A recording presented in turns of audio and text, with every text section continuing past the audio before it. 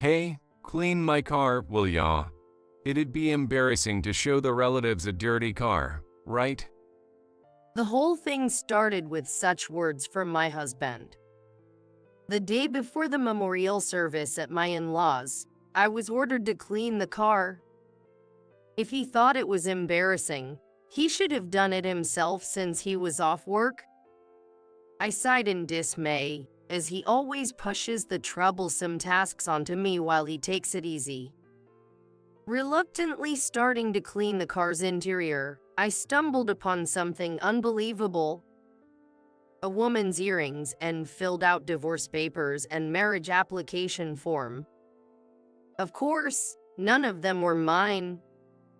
The name written on the marriage document was unknown to me. It was his mistress's name. My husband was having an affair. My head went blank for a moment, but then I smirked at the corner of my mouth. How kind of him to leave such essential information. A chuckle escaped, echoing inside the car. It was interrupted by the vibration of the smartphone in my pocket. The screen showed a message from Tom's mother, Susan.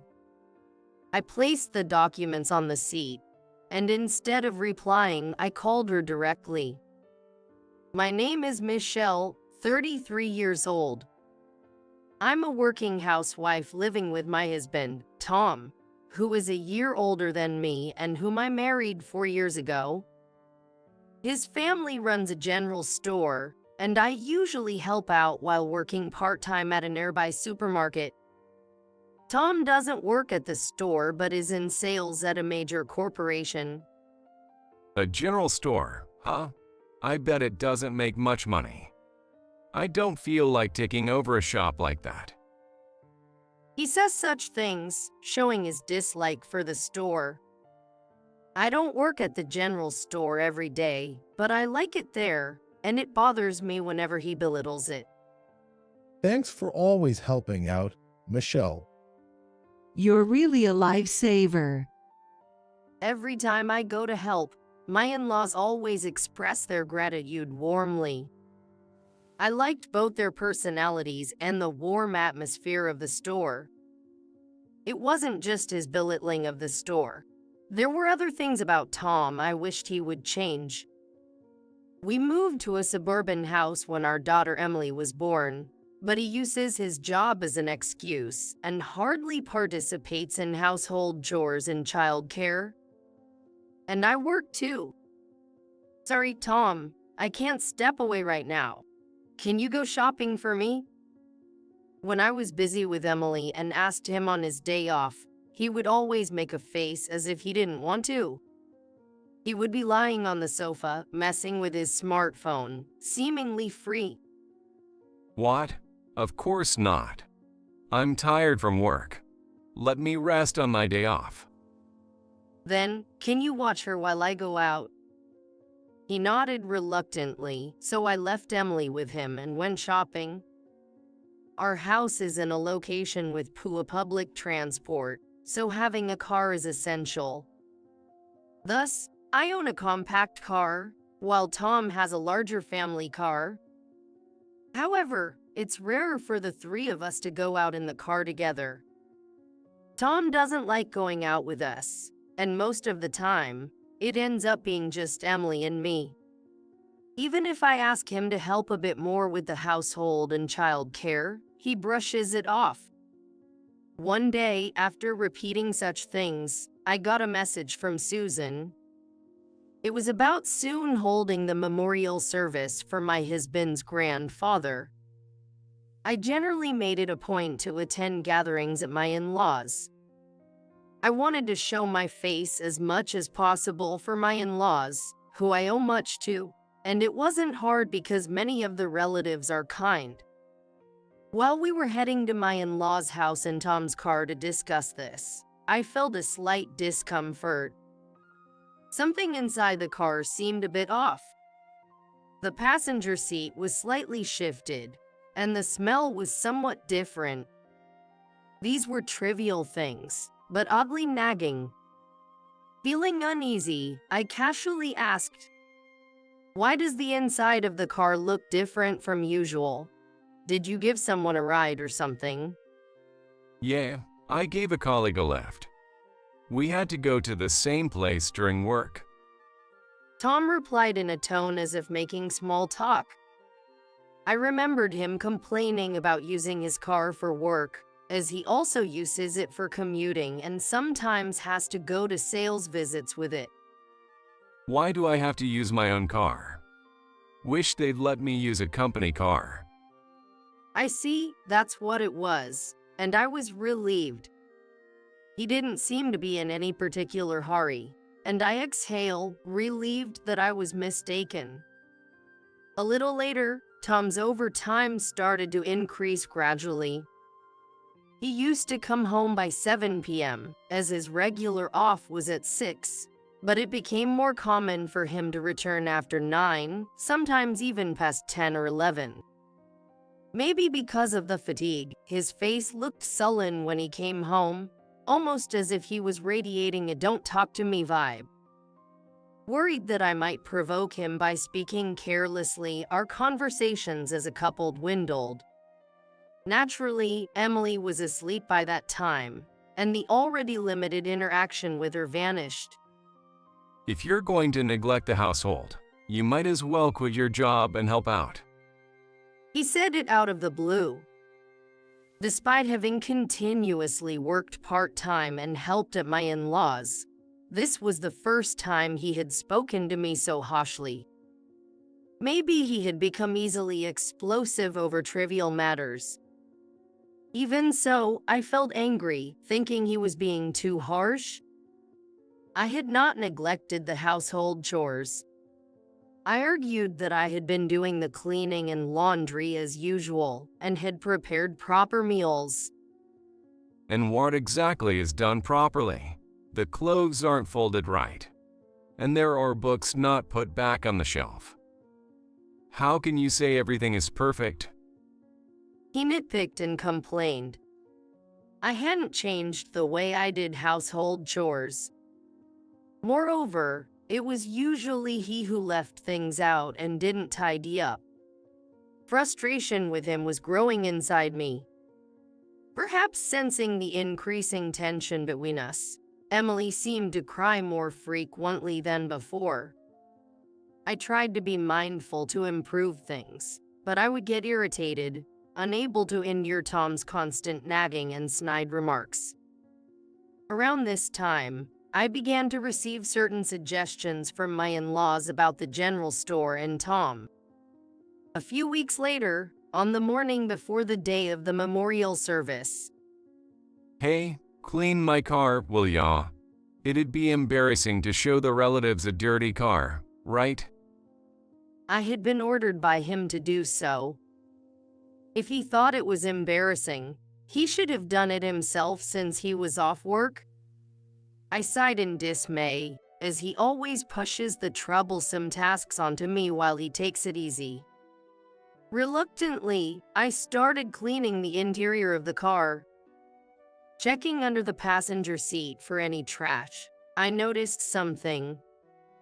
Reaching out, I picked up a hairpin and several pieces of paper. The hairpin was immediately recognizable as mine. Probably dropped and slid under the seat while I was sitting there. But what about these papers? They were receipts, all unfamiliar to me. Printed on them were a gas station logo, date and time of visit, and purchased items. Definitely not mine. The reason being, the store name listed was one I usually don't visit. It might be around the area where Tom goes for work. Slightly puzzled, I decided to continue cleaning. This time I looked under the driver's seat, and again something had fallen out.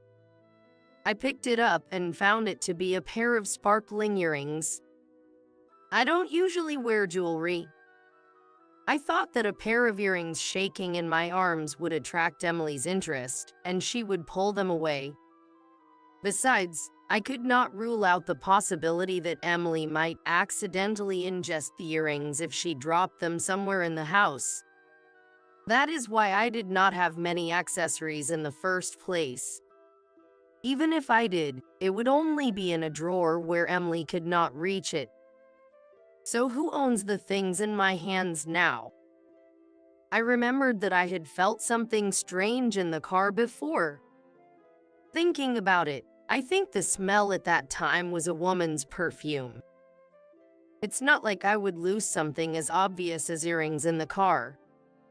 In other words, she may have left the scent or dropped the earring on purpose to make me notice her. Is this a declaration of war? I opened the storage compartment on the dashboard, feeling that if I looked for something else I would find it. I opened the dashboard compartment, expecting to find something else. To my surprise, I found a completed divorce and marriage certificate in there. Tom's name was in the husband column of the marriage certificate. And in the wife column, the name of a woman I did not know was written. My mind went blank for a moment. I had been thinking that it was suspicious when his overtime work began to increase rapidly. But this was a woman's shadow, no matter what I thought. I could already say that this was evidence of an affair. Even though I had a thinly veiled suspicion, I was puzzled when I finally saw something like this. But it was only for a moment. I twisted the edges of my lips into a grin. How kind of them to go out of their way to tell me their names and other necessary information. And I can't help but laugh at Tom's dumbness. I don't know if he didn't even consider the possibility that I might open the storage. But why did he do it in such a way as to give me the evidence? A giggle leaks out and echoes through the car. It is interrupted by the vibrating sound of the smartphone in my pocket. Displayed on the screen was a message from Susan. I placed the file on the seat, and instead of replying, I called her directly. Go, Michelle, what's wrong? Is there something you want to check? Yes, it's not about the memorial service. It's about Tom. At my serious tone, I heard Susan gasp. Telling the kind-hearted Susan about her son's affair might hurt her. But it was something that needed to be said. I told her about finding the divorce and marriage documents in the car. Michelle, can you come here in Tom's car right away? After a few seconds of silence, Susan murmured in a resolute tone. Tom had fallen asleep after ordering me to clean the car, so now was my chance. I went back inside, got Emily ready, and left the house. Upon arriving at my in-laws, my husband's parents greeted me with smiles. But their expressions were slightly strained, seemingly hiding their shock about their son's affair. As I was ushered into the living room, I laid out the evidence I found in the car on the table. Receipts, hearings, and the divorce and marriage documents. As the table filled up, their eyes widened more and more. Have you checked the dash cam?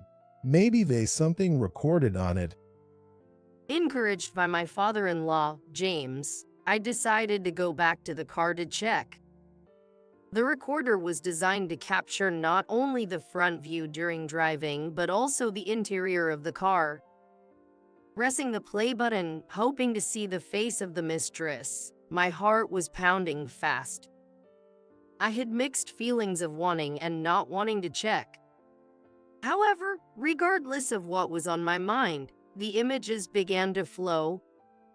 Not only the image of his lover, but also the scene of the act in progress was recorded on the screen. My in-laws were completely appalled, looking away from the screen or closing their eyes tightly in disgust. So it is true. James muttered. I immediately stopped the video, as playing it all the time seemed to make me sick too. I'm really sorry for what our son has done. You should divorce him. He's no good. Despite being entirely blameless, my in-laws bowed deeply, apologizing. They had suspected something off about Tom all along. In fact, the two of us were thinking of closing the restaurant around the time we got married. This was because sales were sluggish. However, sales began to grow after I started helping out. When I learned that Susan enjoyed making accessories as a hobby, I set up a website for the store and introduced it to the public, which became very popular, and the store's sales began to increase little by little. 4 years later, things were going well, and my parents-in-law decided to leave me in charge of the store and go behind the scenes. They discussed this with Tom when he came home late. The in-laws had been conducting various investigations for the procedure and learned of Tom's infidelity. The recorder alone would have been enough evidence, but we were able to gather various other items as well. Now I could get a divorce on his behalf. Feel free to demand alimony from him. I decided to divorce on the spot. And since I also had the divorce papers just in time, I finished filling out my part of the form and went to submit it. Of course, the fact that Tom and his adulterer had also filled out the marriage certificate means that they had originally intended to divorce me and be together right away. After completing the filing, I also contacted my own parents and explained the situation. Michelle, are you okay? I couldn't allow them to hurt our precious daughter. They were both concerned and furious with Tom for having an affair. They also told me to take Emily and come back to my parents' house. The next day, I received a phone call from Tom. I could easily imagine that it was probably an angry call from him for not attending a memorial service at his parents-in-law's house on that day. Hey, where are you? Why didn't you attend the memorial service? As expected, Tom yells at me as soon as the call is initiated. It was so loud that I even heard a crackling sound. But I was not intimidated by it and answered in a matter-of-fact manner. Why? Because I'm no longer your family, so I don't need to be there, right? Plus, James and Susan should know about this. Huh? What are you talking about? Don't joke around. It made no sense. At that moment, he raised his voice again. You're the one joking. James must have been nearby and heard the conversation, as his scolding voice came through the phone. Susan seemed to be there too, as her voice could also be heard. Do you even understand how much you've been tormenting Michelle? For her sake, you should divorce quickly and set her free. At the mention of torment, realizing his affair was exposed, his previously bold voice changed to one of panic. Hey, sorry, I don't want to divorce. Please. Though it wasn't a video call and I couldn't see his face, I heard the sound of him sniffling, possibly crying. But it was meaningless to act like this now. The divorce papers have already been filed. Besides, he was already married to another woman. What do you mean by divorce papers? And another woman? He sounded puzzled by what I was saying. Since everything was out in the open, there was no use in him trying to deceive anymore. Tom fell silent as if deep in thought, and I told him there was nothing more to discuss and hung up the phone. A month later, Tom visited me, seeming furious. His emotions were all over the place, irritated, then crying in panic, and suddenly angry again, making me think distantly how intense his mood swings were. Well, we're divorced, so technically he's a stranger now. You filing those papers on your own has caused me a lot of trouble. Take responsibility. Hearing this, I almost laughed but managed to keep a composed face. In fact, when I checked the dash cam, I saw Tom and his mistress, Marissa, joking around and filling out the divorce and marriage documents. So, make sure you dispose of these properly. Sure, I got it.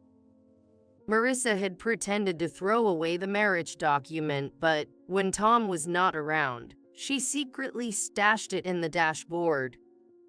From the investigation into Tom's conduct, it turned out Marissa was a coworker, already divorced, and wanting to remarry him, so she deliberately left the papers to provoke me. It was just your mistress's provocation, I said in a cold voice, and he bit his lip, looking frustrated. He probably hadn't planned on staying with Marissa in the long run. His instruction to dispose of the marriage application form conveyed that much. Oh, and about the house mortgage. He looked puzzled, wondering how we had gone from discussing the affair to the house. All this time, I've been covering the mortgage with my salary. But now that I no longer live there, I don't have to pay, right? My income included a part-time work at the supermarket, but the general store made more money. Even though it was a suburban house, the amount was substantial. Tom looked dissatisfied, realizing I had been covering most of it. What do you mean?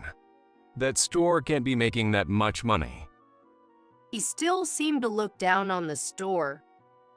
Snorting and narrowing his eyes, he glared at me.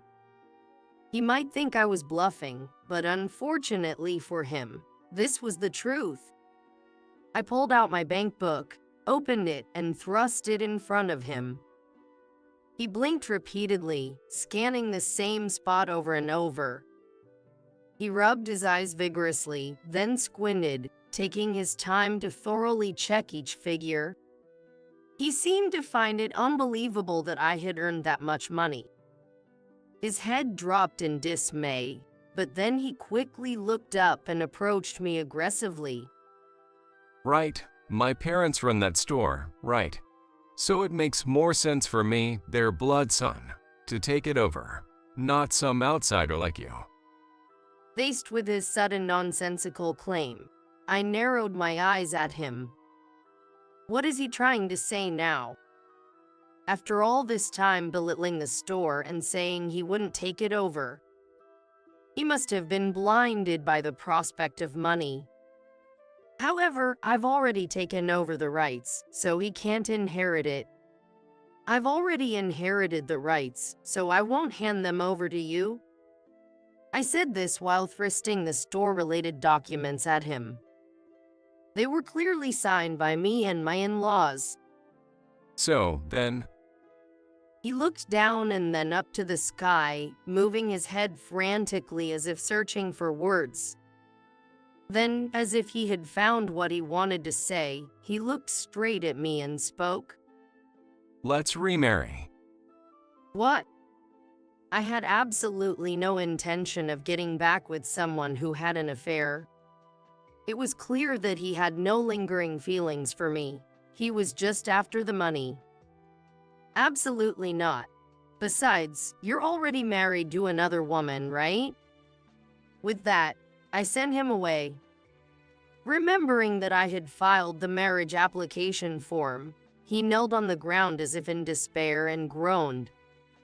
Thanks to the evidence from the infidelity investigation and the dash cam provided by my in-laws, I was able to proceed advantageously and received a significant amount of alimony. Of course, I also claimed child support for Emily. At this point, he had incurred debts, but to make matters worse, Marissa's former husband, Ken, also demanded compensation from him. The reason Marissa was divorced in the first place was that her affair with Tom had been exposed long ago. Marissa and Tom were initially just colleagues. As they talked more about work, Marissa became interested in him. She was the first to get serious, wanting to be with Tom and deliberately acting in a way that would expose their affair. However, unlike my case, She did not leave any physical evidence, so the other party was not identified. I handed the evidence I collected to Ken, enabling him to claim alimony. Tom was forced into a debt-ridden life. Although he had a salary from a major corporation, it wasn't enough to cover everything. He had to repay the debt little by little while working, unable to spend on clothing or hobbies. Marissa was also claimed for compensation by me and Ken, plunging her into despair. Without money, the two of them lived in a cheap apartment, constantly fighting. It's your fault we got caught.